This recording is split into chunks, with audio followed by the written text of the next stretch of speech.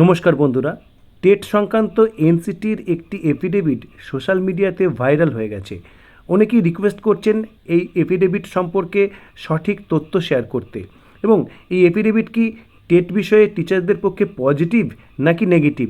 তার পাশাপাশি এই এফিডেভিটে কি শুধুমাত্র রিক্রুটমেন্টের জন্য যে টেট তার বাধ্যবাধকতা তুলে ধরা হয়েছে, এবং নাকি প্রমোশনের ক্ষেত্রে এর বাধ্যবাধকতা তুলে ধরা হয়েছে।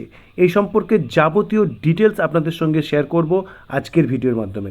তো প্রথমে দেখে নিই যে এফিডেভিটের কপি, এটি একটি হিন্দি ভার্সানের কপি উইদাউট সিগনেচার কিন্তু আমরা সোশ্যাল মিডিয়াতে দেখতে পাচ্ছি। দেখুন এখানে কি বলছে, ভারতকে উচ্চতম ন্যায়ালয় মে, এখানে অঞ্জুমান ইসাতি তালিম ট্রাস্টের যে ডায়েরি নাম্বার 1385 সেটির উল্লেখ রয়েছে। দেখুন ভার্সেস স্টেট অফ মহারাষ্ট্র।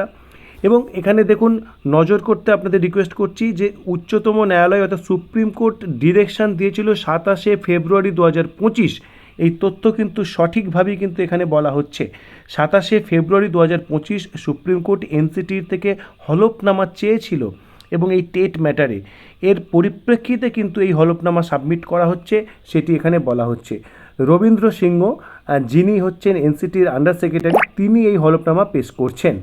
এবং এখানে দেখুন 27 ফেব্রুয়ারি 2025 সুপ্রিম কোর্টের অর্ডারের উল্লেখ করা রয়েছে। তার পাশাপাশি এখানে বেশ কিছু বিষয়ের উল্লেখ রয়েছে। 1993 এনসিটি অ্যাক্টের উল্লেখ রয়েছে, এবং তার যে ধারা 12, সেই ধারা 12 সম্পর্কে এখানে উল্লেখ করা রয়েছে। তার পাশাপাশি এখানে যে বিষয় দেখুন যে কেंद्र सरकारेर टेट पास करने के शर्त को किसी भी प्रकार की छूट नहीं दी जाएगी। আপনারা জানেন যে আরটি অ্যাক্টের যে সেকশন 23 সাবসেকশন 2, সেখানে যেখানে পর্যাপ্ত যে ট্রেনিং ইনস্টিটিউশনস নেই, সেই সমস্ত রাজ্য সরকারকে 5 বছরের এক্সট্রা সময় দেওয়া হয়েছিল, এবং পরবর্তীকালে সেটি আরও বাড়ানো হয়েছিল। তো এই সময় পর্বের মধ্যে যে ছাড় দেওয়া হয়েছিল, সেই ছাড়ের বিষয়ের মধ্যে কিন্তু টেট ছিল না।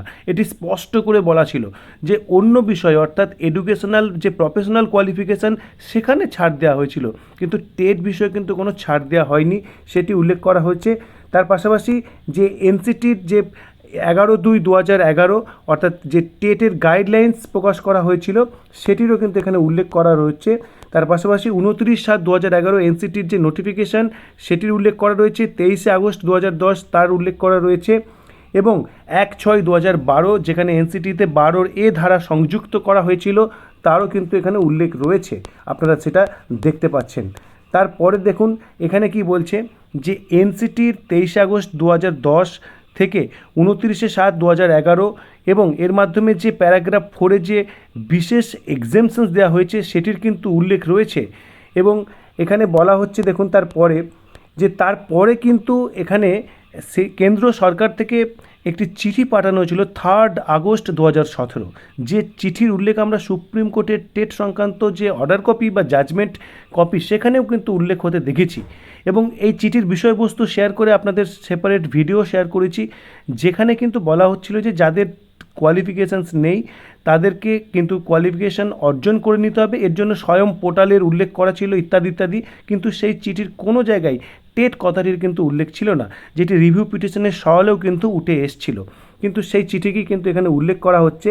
এবং তারপরে যেটি এখানে জানানো হচ্ছে যে এর পরিপ্রেক্ষিতে যে 3/9/2001 তার আগে নিয়োজিত টিচার্স, বা 3/9/2001 থেকে 23 আগস্ট 2010 নিয়োজিত টিচার, বা 23 আগস্ট 2010 থেকে 29/7/2011 মধ্যে নিয়োজিত টিচার, যাদের টেট কোয়ালিফিকেশানস নেই, তাদের চাকরিতে থাকা এবং প্রমোশন দুটো বিষয়ের জন্য কিন্তু টেট বাধ্যতামূলক, এটি কিন্তু এফিডেভিট আকারে জানানো হচ্ছে। এবার প্রশ্ন হচ্ছে যে এই এফিডেভিট কবে দেওয়া হয়েছে। অনেকে দাবি করছেন যে এই affidavit very recent after review petitions দেওয়া হয়েছে, যেটি কিন্তু একেবারে সঠিক কথা নয় এবং সর্বৈব মিথ্যা কথা। তার কারণ এই এফিডেভিট ফাইল করা হয়েছিল 5 মার্চ 2025, এবং যে অর্ডারের কথা উল্লেখ করা হলো 27 ফেব্রুয়ারি 2025, তার পরিপ্রেক্ষিতে কিন্তু এই অ্যাফিডেভিট জমা দেওয়া হয়েছিল। এবং এই অ্যাফিডেভিটের কপি জমা দেওয়ার পরেই কিন্তু 1 সেপ্টেম্বর 2025 যে মেন অর্ডার, সেটি কিন্তু পাবলিশড হয়েছে। অর্থাৎ বর্তমান পরিস্থিতিতে দাঁড়িয়ে যেটি বোঝা যাচ্ছে যে এনসিটি কিন্তু অ্যাফিডেভিট দিয়ে জানিয়েছিল যে সমস্ত টিচার্স আগে নিয়োজিত হয়েছেন তাদের উপরও কিন্তু টেট বাধ্যতামূলক, অর্থাৎ তাদেরও টেট কিন্তু ক্লিয়ার করতে হবে, এটি কিন্তু স্পষ্ট। তাই বর্তমান পরিস্থিতিতে এনসিটির কোনো ক্ল্যারিফিকেশন মেমোর পরিপ্রেক্ষিতে এই এত বড় সমস্যার সমাধান কিন্তু সম্ভব নয় বলেই ওয়াকিবহাল মনে করছেন।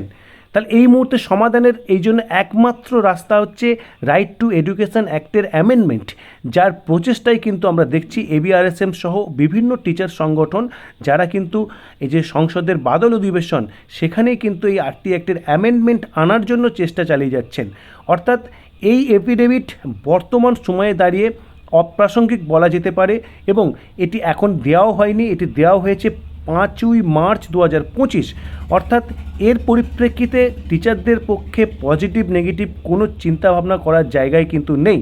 এখন একমাত্র যে দিশা সেটি হচ্ছে আরটি অ্যাক্টের অ্যামেন্ডমেন্ট বা এই সংক্রান্ত অর্ডিন্যান্স কত তাড়াতাড়ি আসে এবং সেই খবর আমরা কত তাড়াতাড়ি পাই সেটাই কিন্তু ইম্পর্টেন্ট।